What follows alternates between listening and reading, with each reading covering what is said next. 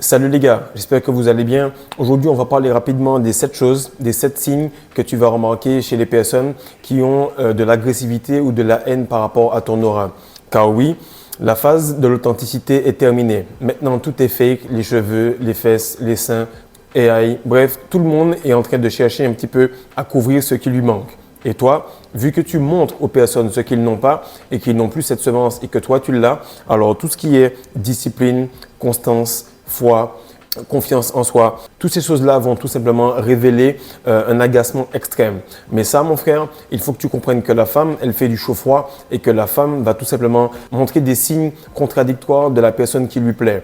Oui, mon frère, il t'aime bien, ensuite il te haïsse et ensuite il te respecte. Et aujourd'hui, on va regarder rapidement comment ces signes-là doivent être gérés et pourquoi tu dois quand même conserver ton authenticité.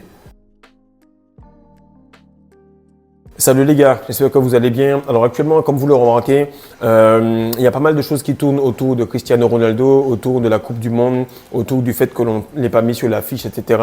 Vous remarquez tout simplement qu'il fait partie de l'échiquier, qu'il est tout simplement en train de faire des allers-retours à la Maison Blanche, en train de marquer des buts exceptionnels. Bref, un petit peu chaque personne qui a une forme d'influence et qui réussit à distraire la grande masse va tout simplement être utilisé. Donc oui, il fait la rétention, oui, il est là-dedans, oui, dans les sociétés secrètes, oui, il a sûrement pacté, oui, ils vont sûrement gagner la Coupe du Monde en 2026. Tout est orchestré, tout est faux, mais dans cela, il y a une authenticité à l'intérieur de ce gars-là qui active beaucoup d'énervement, qui active beaucoup d'agacement, mais qui en même temps active de l'admiration. Car une femme peut t'aimer et te détester en même temps. Et c'est exactement ce qui se passe avec le monde. Ils peuvent t'aimer et te détester en même temps. Pourquoi? Parce que la haine et l'amour sont le revers d'une même pièce.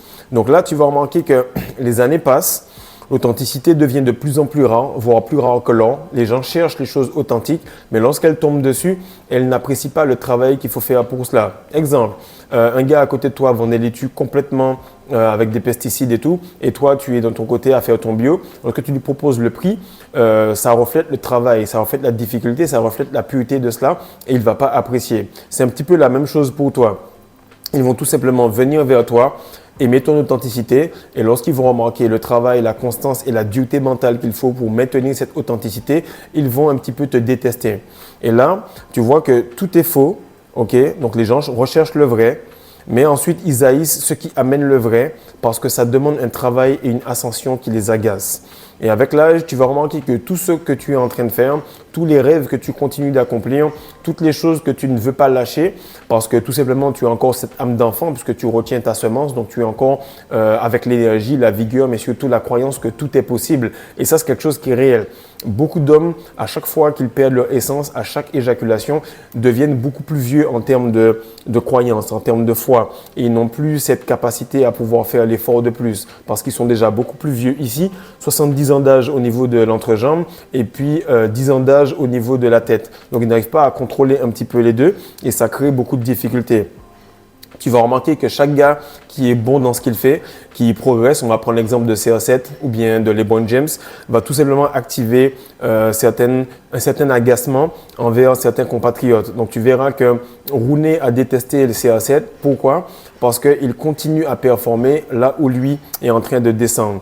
Et tu vas voir que toute personne qui cultive son corps, qui cherche à avoir ce prime, mais augmenter ce prime. Le prime, c'est un peu lorsque tu es beau, tu as ton pic physique, tu as ton pic sexuel, tu as ton pic d'attractivité, tu as ton pic en termes d'énergie. Et lorsque tu continues à faire ce qu'il faut pour que cela puisse se maintenir, alors les gens qui sont à côté de toi, qui ne font pas cela, vont s'agacer. Et c'est là que le faux commence à entrer en jeu.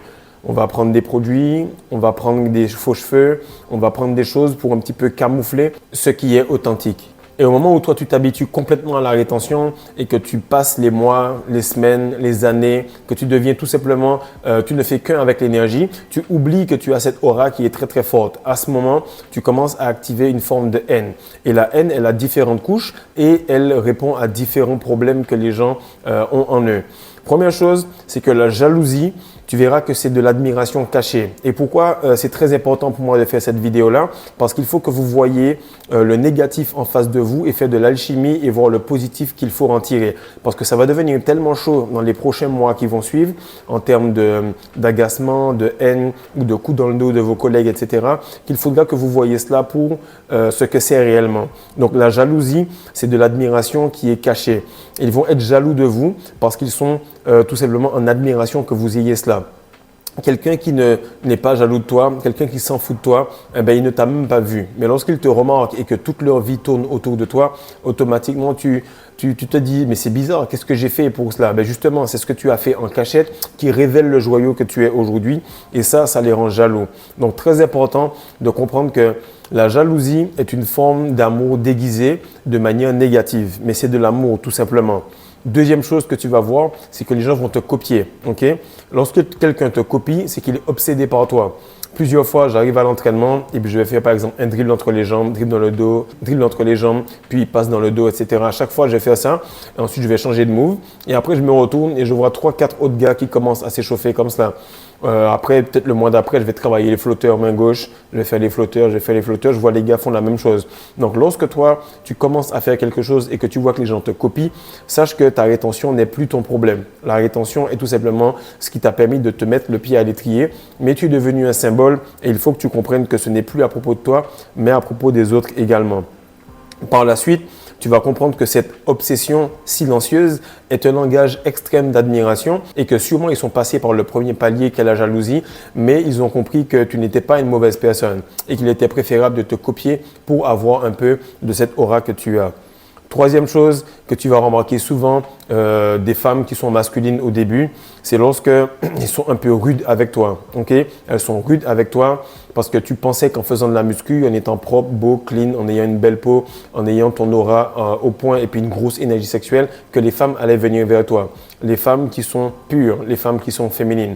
Mais à l'opposé, tu vas te retrouver avec une forme d'envie, mais elles vont tout simplement être dures avec toi parce que c'est pas normal. Normalement, quand j'ai un gars en face de moi, il a des trous, il a des failles, il a des choses qui lui manquent. Et lorsque tu es un gars full package, tu attires de plus en plus de haine parce que les femmes n'aiment pas que tu saches que tu es un beau paquet. Elles n'aiment pas que tu sois tout simplement en train de demander quelque chose à l'opposé parce que tu vois que tu as travaillé sur toi et que ça exige un minimum de féminité en face de toi. Et elles remarquent que tu le sais et tu ne deals pas avec de la bullshit. De ce fait, elles vont être agacées et elles vont devenir rudes. L'autre point qui va arriver par la suite, c'est que tu vas travailler dur, tu vas donner des résultats, tu vas être frais, tu vas être clean, tu vas donner tout ce qu'il faut et tu n'auras aucun compliment. Ça, c'est la chose que je remarque qui est la plus impressionnante lorsque tu es dans les sociétés noires. Soit chez les Antillais, soit ta belle-mère est antillaise, soit elle est africaine, peu importe, mais chez les Noirs, c'est vraiment réel. Les gens n'aiment pas faire de compliments aux autres de peur qu'ils ne puissent s'enorgueillir, de peur qu'ils ne puissent progresser. Et lorsque tu arrives et tu as quelqu'un de la France ou bien du Canada, peu importe, mais le gars, il est light skin, en tout cas, il est plus clair de peau qu'un noir, en tout cas, tu vas remarquer qu'il n'y a pas cette jalousie. Ils vont dire, putain, t'es frais, t'es beau, machin, ah, j'aime bien comment tu t'es habillé, j'aime bien ton aura. Bref, ils vont te faire le compliment et ça va sortir tellement naturellement, mais ça ne va pas enlever en eux la puissance qu'ils ont. Et tu vas voir que la plupart du temps, lorsqu'ils vont le faire et que tu vas dépasser leur niveau d'attente et que tu vas dépasser la vitesse de progression, tu n'auras plus aucune éloge. Même si tu as tout simplement battu le champion du monde de je ne sais pas quoi, ils vont tout simplement rester silencieux parce que ils ont les boules en fait et le son ne sort pas parce que les couilles sont arrivées dans leur gorge et ils ne peuvent pas dire la vérité par rapport à ce que tu viens d'accomplir. Maintenant, ça c'est quelque chose que tu peux remarquer lorsque tu continues à progresser. Certains potes sont à l'étranger, ils ne te parlent pas. Certains amis de la famille sont pas loin, mais ils ne te parlent pas. D'autres encore sont des collègues ou bien des coéquipiers. Mais tu vois que chaque fois que tu postes quelque chose, les 10 premières personnes sont souvent des personnes qui ne t'aiment pas. Et je ne te parle pas de personnes qui discutent avec toi ou parce que tu as une communauté, non. Des personnes que tu sais très bien qu'elles ne t'aiment pas, qu'elles t'ont fait un coup dans le dos, mais elles sont toujours là en train de regarder tes entraînements, regarder tes vidéos, regarder tes photos, suivre tes anniversaires. Et ce qu'il faut que tu comprennes, c'est qu'il faut que tu supprimes ces gens ou tu les bloques. Parce que ce droit de regard, ce mauvais œil-là, il s'applique quand même. Il n'y a rien de plus spirituel que les réseaux sociaux. C'est tellement fin C'est tellement subtil, un signal Wi-Fi ou bien du Bluetooth ou bien tout simplement une connexion avec quelqu'un par WhatsApp ou Snapchat ou Twitter, peu importe, que lorsque tu pètes cela, tu pètes la chose la plus spirituelle. Et tout ça, c'est de la technologie. Prier, méditer, tout ce qu'on fait là, c'est de la technologie au plus haut point.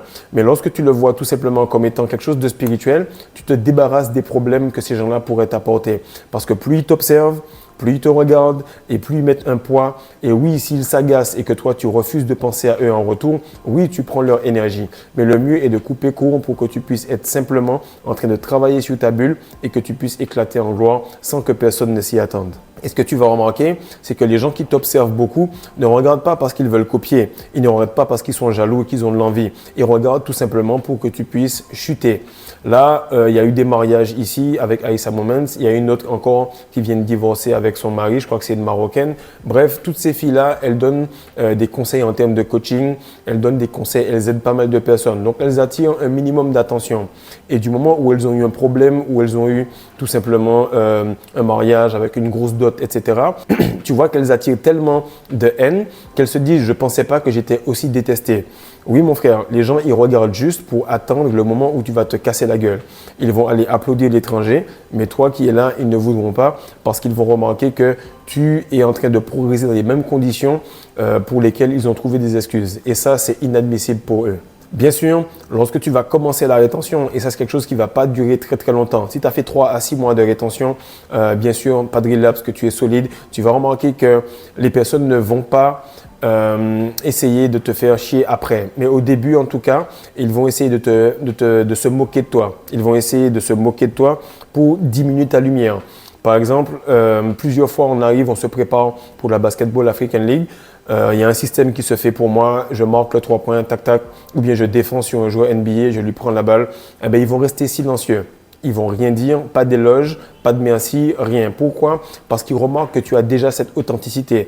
Et si tu dis à quelqu'un qu'il est bon, qu'il est fort, alors qu'il est authentique, alors on va l'encenser, il va monter et il va prendre trop de place. Donc au début, ils sont attirés par ta lumière, comme les insectes, et après, ils sont aveuglés par ta lumière et ils détestent cela parce qu'ils meurent par la suite. Ça éteint leur flamme. Au lieu que ça les inspire, ça les agace. Et ça, c'est très important de faire attention à la moquerie. La moquerie, la meilleure chose à faire, c'est de ne pas répondre sur le coup et ne plus être en présence de ces personnes-là. La deuxième chose que tu peux faire si tu ne peux pas te couper de ces personnes, c'est de garder le silence et de continuer à performer. Car à un certain moment, la pression que tu vas mettre avec tes résultats va les obliger à te dire que ce que tu fais est bon et les obliger à reconnaître cela. Tu ne peux pas forcer les gens à t'aimer, tu ne peux pas obliger les gens à te détester. Par contre, tu peux les forcer à te respecter et c'est exactement ce qu'on est en train de faire à mesure que nous reprenons notre masculinité. Maintenant, le 7e point, et c'est lorsqu'ils vont quand même te dire que tu as fait quelque chose de bon, et ça c'est quelque chose que j'ai remarqué chez les belles-mères africaines. Tu vas me dire un petit peu, tu arrives quelque part, frère, tout est nickel, tout est parfait, la maison de vacances est nickel, on a peut-être 7 ou 8 chambres, une grande piscine, on est tout près de la mer et tu vas voir que la personne va regarder un petit peu et trouver la moindre faille pour pouvoir soit donner une mauvaise critique, soit tout simplement dire quelque chose qui va un petit peu diminuer la qualité de ce que tu as fait. À chaque fois, frère, tu vas faire des cadeaux, tu vas aider et tout, tu vas sentir que ces personnes-là auront la difficulté à ouvrir leur bouche pour dire merci, auront la difficulté à tout simplement reconnaître que tu as fait quelque chose de bon. Comme je te dis, plus tu te retiens, plus tu remarques que Dieu est à l'intérieur de toi. Et la représentation de Dieu pour un homme ou une femme, c'est son énergie sexuelle. Et le plus tu es aligné avec ton énergie, le plus tu es à l'aise avec la confiance en toi et le plus tu connais Dieu. Pas tu essayes de l'apprendre ou de lire ce qu'il fait. Non, tu le connais. Et ce que je veux te dire, c'est que la discipline, la constance et pas la foi en Dieu spécialement comme si c'est un être qui flotte dans les cieux. Non, la confiance en toi, c'est la réelle foi en Dieu. Et lorsque tu auras confiance en toi à ce point, tu vas remarquer que ces 7 points-là, mon frère, vont arriver à un extrême où il n'aura que toi et Dieu pour savoir que tu vaux ce que tu dis, que tu vaux ce que tu fais. Et le plus simple, c'est de continuer avec des habitudes qui te rassurent que tu fais les bonnes choses, qui te montrent que tu es sur le bon chemin. Donc mon frère, je sais que c'est chaud. Actuellement, il prépare des grosses dingueries avec la Coupe du Monde, avec Cristiano, avec Donald Trump, avec toutes ces choses-là. Mais nous, on sait que tout se passe à l'intérieur. Si tout va bien à l'intérieur, peu importe les moqueries, peu importe les agacements, peu importe l'envie des gens qui se trouvent à côté de toi, la seule et unique chose que tu as à faire, c'est cultiver ton énergie et tout le reste va bien aller. Peace.